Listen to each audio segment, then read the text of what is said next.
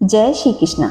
दोस्तों, पिछले महात्म्य में हमने जाना कि किस तरह है भगवान श्री कृष्ण गोप ग्वालों के साथ मथुरा के लिए चले जाते हैं और रास्ते में अक्रूर जी यमुना जी के किनारे स्नान आदि करने के बाद जब वे खड़े होते हैं तो उन्हें भगवान नारायण की दिव्य दर्शन होते हैं। वे उनकी स्तुति करते हैं और फिर मथुरा जी के लिए चलते हैं। तो आइए आज का महात्म्य प्रारंभ करते हैं।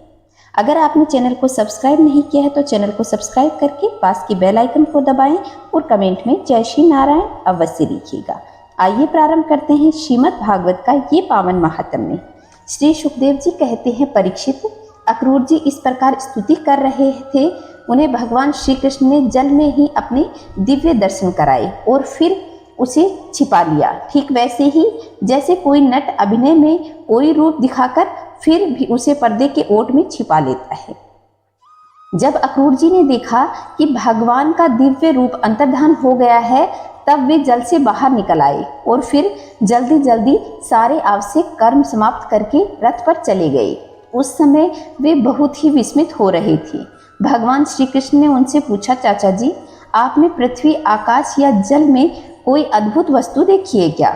क्योंकि आपकी आकृति देखने में तो ऐसा ही जान पड़ता है। अक्रूर जी ने कहा, प्रभु, पृथ्वी, आकाश या जल में और सारे जगत में जितने भी अद्भुत पदार्थ हैं वे सब आप में ही हैं, क्योंकि आप विश्व रूप हैं। जब मैं आपको ही देख रहा हूँ तब ऐसी कौन सी अद्भुत वस्तु रह जाती है जो मैंने न देखी हो।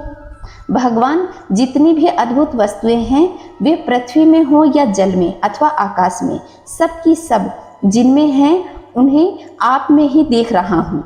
फिर भला मैंने यहाँ अद्भुत वस्तु कौन सी देखी है? गांधिनी नंदन अक्रूर जी ने यह कहकर रथ हाँक दिया और भगवान श्री कृष्ण तथा बलराम जी को लेकर दिन ढलते ढलते वे मथुरापुरी जा पहुँचे। परीक्षित, मार्ग में स्थान स्थान पर गांव के लोग मिलने के लिए आते और भगवान श्री कृष्ण तथा बलराम जी को देखकर आनंद मग्न हो जाते। वे एक टक उनकी ओर ही देखने लगते, अपनी दृष्टि हटा ही न पाते। नंद बाबा और ब्रजवासी तो पहले से ही वहां पहुंच गए थे और फिर मथुरापुरी के बाहरी उपवन में रुककर उनकी प्रतीक्षा कर रहे थे। उनके पास पहुंचकर जगदीश्वर भगवान श्री कृष्ण ने विनीत भाव से खड़े अक्रूर जी का हाथ अपने हाथ में लेकर मुस्कुराते हुए कहा, चाचा जी, आप रथ लेकर यहाँ पहले मथुरापुरी में प्रवेश कीजिए और अपने घर जाइए। हम लोग यहाँ उतरकर फिर नगर देखने के लिए आएंगे। अक्रूर जी ने कहा, प्रभु, आप दोनों के बिना मैं मथुरा में नहीं जा सकता। स्वामी, मैं आपका भक्त हूँ, भक्त वत्सल प्रभु, आप मुझे मत छोड़िए। भगवान, आइए चलें। मेरे परम हितैषी और सच्चे सुहृदय भगवान, आप बलराम जी, ग्वाल बाल और नंदराय जी के साथ मेरे साथ ही चलिए और आत्मियों के साथ हमारा घर सनाथ कीजिए। हम गृहस्थ हैं, आप अपने चरणों की धूलि से हमारा घर पवित्र कीजिए। आपके चरणों के धोवन गंगाजल और चरणामृत से अग्नि, देवता, पितर सब तृप्त हो जाते हैं। प्रभु, आपके युगल चरण को पखार कर महात्मन बलि ने यह यश प्राप्त किया था, जिसका गान संत पुरुष भी करते हैं। केवल यश ही नहीं, उन्हें अतुलनीय ऐश्वर्य तथा वह गति प्राप्त हुई जो अनन्य प्रेमी भक्तों को प्राप्त होती है। आपकी चरणोदक गंगा जी ने तीनों लोगों को पवित्र कर दिया है। सचमुच वे मूर्तिमान पवित्रता है। उन्हीं के स्पर्श से सगर के पुत्रों को सद्गति प्राप्त हुई। उसी जल को स्वयं भगवान शंकर ने अपने सिर पर धारण किया है। यदुवंश शिरोमणि, आप देवताओं के भी आराध्य देव हैं, जगत के स्वामी हैं। आपके गुण और लीलाओं का श्रवण तथा कीर्तन बड़ा ही मंगलकारी है। उत्तम पुरुष आपके गुणों का कीर्तन करते ही रहते हैं। नारायण, मैं आपको नमस्कार करता हूँ। श्री भगवान ने कहा, चाचा जी, मैं दाऊ भैया के साथ आपके घर आऊँगा और पहले इस यदुवंश के द्रोही कंस को मारकर तब आपके सभी सुहृदय जनों का प्रिय करूँगा। श्री सुखदेव जी कहते हैं, परीक्षित, भगवान के इस प्रकार कहने पर अक्रूर जी कुछ अनमने से हो गए। उन्होंने पुरी में प्रवेश करके कंस से श्री कृष्ण और बलराम के आने का समाचार निवेदन किया और फिर अपने घर गए। दूसरे दिन तीसरे प्रहर बलराम जी और ग्वाल बाल के साथ भगवान श्री कृष्ण ने मथुरापुरी को देखने के लिए नगर में प्रवेश किया। भगवान ने देखा कि नगर के प्रकोटे में स्फटिक मणि, बिल्लोर के बहुत बहुत ऊंचे गोपुर तथा घरों में भी बड़े बड़े फाटक बने हुए हैं। उनमें सोने के बड़े बड़े किवाड़ लगे हैं और सोने के ही तोरण बने हुए हैं। नगर के चारों ओर तांबे और पीतल की चार दीवारी बनी हुई है। खाई के कारण कहीं से उस नगर में प्रवेश करना बहुत कठिन है। स्थान स्थान पर सुंदर उद्यान और रमणीय उपवन शोभायमान हैं। सुवर्ण सजे हुए चौराहे, धनियों के महल, उन्हीं के साथ साथ बगीचे, कारीगरों के बैठने का स्थान, प्रजा वर्ग के सभा भवन और साधारण लोगों के गृह निवास नगर की शोभा बढ़ा रहे हैं। वैदुर्य, हीरे, स्फटिक, नीलम, मूंगे, मोती और पन्ने आदि से जड़े हुए छज्जे, चबूतरे, झरोखे और फर्श आदि जगमगा रहे हैं। उन पर बैठे हुए कबूतर, मोर आदि पक्षी भली भांति अपनी बोली बोल रहे थे। सड़क, बाजार, गली और चौराहे पर खूब छिड़काव किया गया था। स्थान स्थान पर फूलों से गजरे, जवारे, खील और चावल बिखेरे हुए थे। घरों के दरवाजे पर दही और चंदन आदि से चर्चित जल भी छिड़का हुआ था और कलश भरकर रखे हुए थे। परीक्षित, वसुदेव नंदन भगवान श्री कृष्ण और बलराम जी ने ग्वाल बालों के साथ राजपथ से मथुरा नगरी में प्रवेश किया। उस समय नगरी की नारियां बड़ी ही उत्सुकता के साथ उन्हें देखने के लिए झटपट अटारियों पर चढ़ गई। किसी किसी ने जल्दी के कारण अपने वस्त्र और गहने उल्टे ही पहन लिए। किसी ने भूल से कुंडल और कंगन आदि के जोड़े पहने जाने के कारण आभूषणों से एक ही पहना और चल पड़ी। कोई एक कान में पत्र नाम का आभूषण धारण कर पाई, तो किसी ने एक पांव में पाजे पहन रखा था। उनका मन उत्साह और आनंद से भर रहा था। कोई कोई उपटन पांव में लगा रही थी, तो कोई बिना स्नान किए ही दौड़ पड़ी। जो सो रही वे कोलाहल सुनकर उठ खड़ी हुई और उसी अवस्था में दौड़ चली। जो माताएं बच्चे को दूध पिला रही थी, वे उन्हें गोद से हटाकर भगवान श्री कृष्ण को देखने के लिए चल पड़ी। कमल नयन भगवान श्री कृष्ण मतवाले गजराज की समान बड़ी मस्ती से चले आ रहे थे।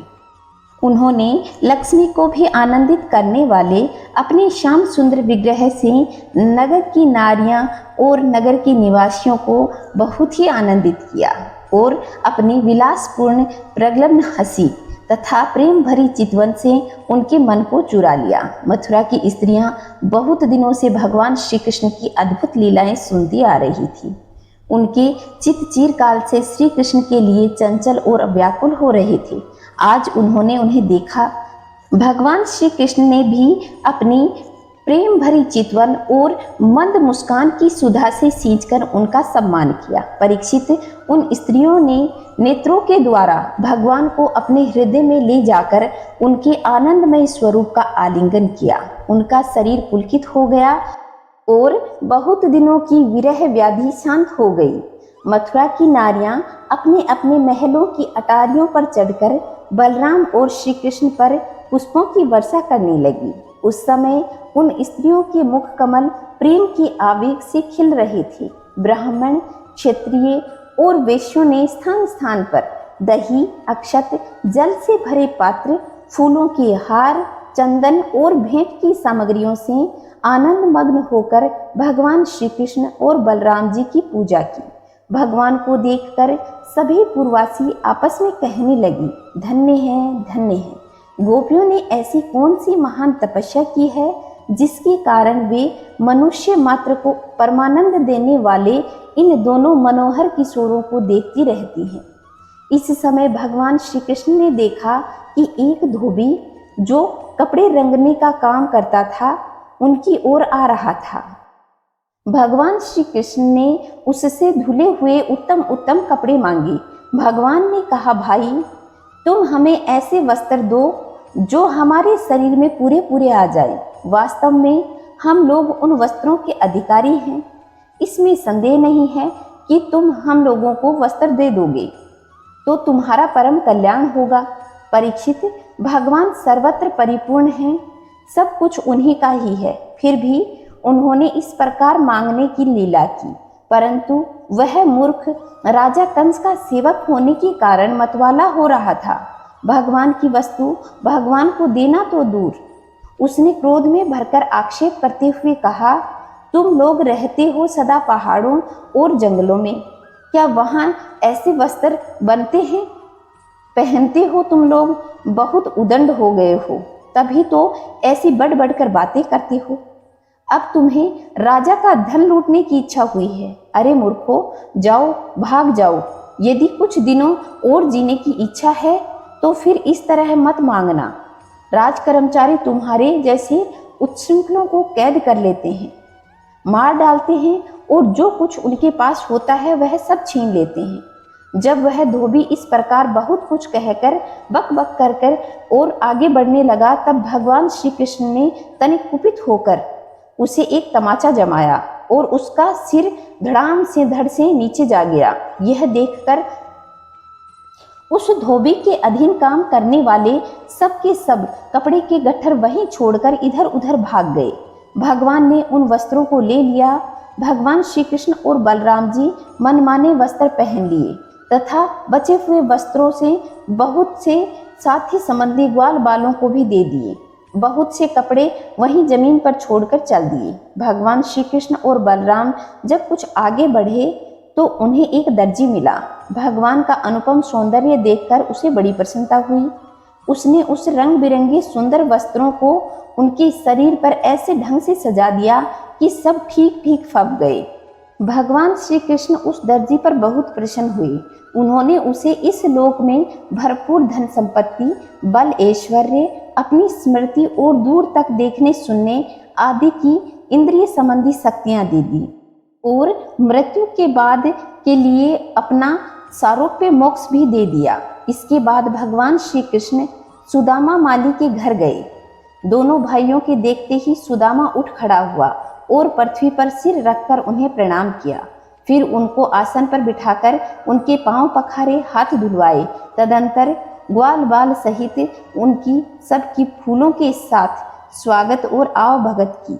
इसके पश्चात उसने प्रार्थना की, प्रभु आप दोनों के शुभागमन से हमारा जन्म सफल हो गया, हमारा कुल पवित्र हो गया। आज हम पितर, ऋषि और देवताओं के ऋण से मुक्त हो गए। वे हम पर परम संतुष्ट हैं। आप दोनों संपूर्ण जगत के परम कारण हैं। आप संसार के अभ्युदय, उन्नति और निश्रेष मोक्ष के लिए इस पृथ्वी पर अपने ज्ञान, बल आदि अंशों के साथ अवतीर्ण हुए हैं।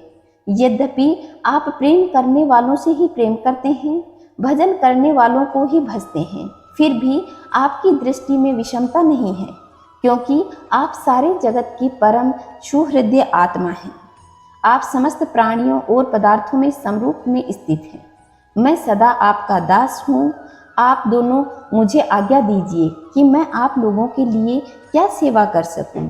राजेंद्र, सुदामा माली ने इस प्रकार प्रार्थना करने के बाद भगवान का अभिप्राय जानकर बड़े प्रेम और आनंद से भरकर अत्यंत सुंदर सुंदर तथा सुगंधित पुष्पों से गुथे हुए हार उन्हें पहनाए।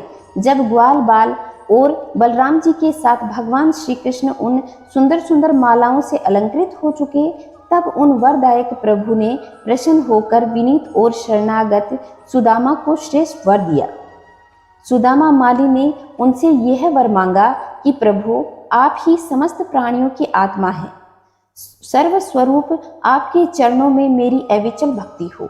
आपके भक्तों से मेरा सौहार्द मैत्री का संबंध हो और समस्त प्राणियों के प्रति अहेतुक दया का भाव बना रहे। भगवान श्री कृष्ण ने सुदामा को उसके मांगे हुए वर तो दिए ही, साथ ही ऐसी लक्ष्मी भी दी जो वंश परंपरागत के साथ साथ बढ़ती रहेगी। साथ ही बल, आयु, कीर्ति, कांति का भी वरदान दिया। इसके बाद भगवान श्री कृष्ण बलराम जी के साथ वहां से विदा हो गए। तो दोस्तों, यह था आज का महात्म्य। अगले महात्म्य में जानेंगे कि भगवान मथुरा जाकर और किस किस पर अपनी कृपा दृष्टि बरसाते हैं और फिर कंस के साथ उनका क्या व्यवहार होता है। तब तक खुश रहें, मस्त रहें, चारों तरफ स्वच्छता बनाए रखें। चैनल पे पहली बार आए तो चैनल को सब्सक्राइब करके पास की बेल आइकन को दबाएं और कमेंट में जय श्री नारायण अवश्य लिखिएगा। जय श्री नारायण दोस्तों।